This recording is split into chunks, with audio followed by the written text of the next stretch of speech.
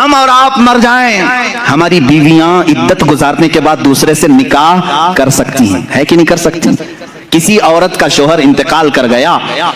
مر گیا،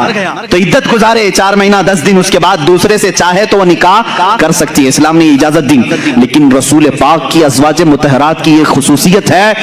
کہ وہ زندگی بھر کبھی کسی دوسرے مرد سے نکاح نہیں کر سکتی۔ حضور کی وفات کے بعد بھی کئی ازواج مطہرات باحیات رہیں، اس میں حضرت عائشہ صدیقہ رضی اللہ تعالیٰ عنہ بھی رہیں، کافی سال تک رہیں حضرت عائشہ صدیقہ رضی اللہ تعالیٰ عنہ، لیکن کسی بھی زوجہ نے دوسری شادی نہیں کی، کیونکہ ان کے لیے حرام تھا، کوئی دوسرا ان سے نکاح نہیں کر سکتا تھا۔ کیوں نہیں کر سکتا تھا؟ وہ بھی تو عورتیں ہیں، ساری امت کی عورتوں کو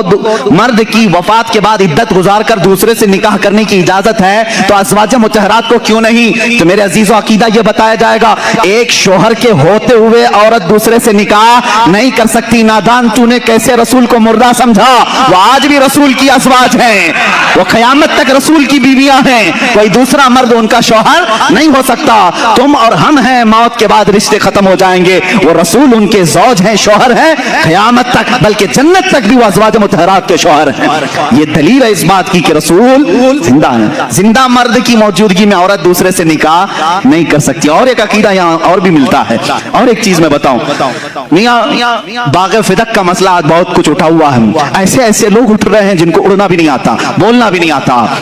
ہاں یہ ان کو یوں سمجھ لیں کہ بارش میں بہت سارے کیڑے آتے ہیں۔ اس وقت شیعوں کی طرف سے یہ مسئلہ اٹھایا گیا باغ فدق، حضور صلی اللہ تعالیٰ علیہ وسلم کا ایک باغ تھا ان کی زندگی پاک میں۔ آپ کی وفات کے بعد حضرت فاطمہ الزہرا رضی اللہ تعالیٰ عنہا نے وہ حضرت ابوبکر صدیق سے سوال کیا کہ میرے والد کا باغیچہ تھا، ہر ایک کے باپ کے انتقال کے بعد وراثت اس کی اولاد کو ملتی ہے نا،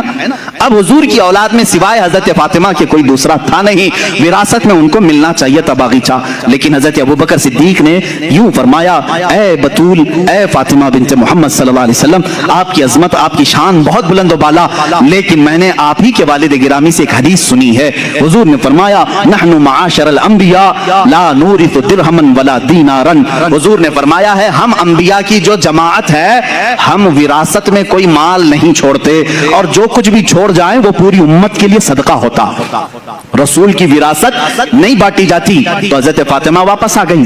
اتنا ان کے درمیان ہوا تھا، لیکن یہاں ماتھا پیٹ کر کے، سینہ ٹھوک ٹھوک کر کے شیعہ سب کو رلا رلا کر کے کہتے ہیں ہماری ماں فاطمہ کا حق مار لیا تھا ابوبکر نے، صدیق نے جو ہے باغ فدق کھا لیا۔ اے ظالموں، تم اتنا سمجھتے ہو کہ ابوبکر اگر حق کھا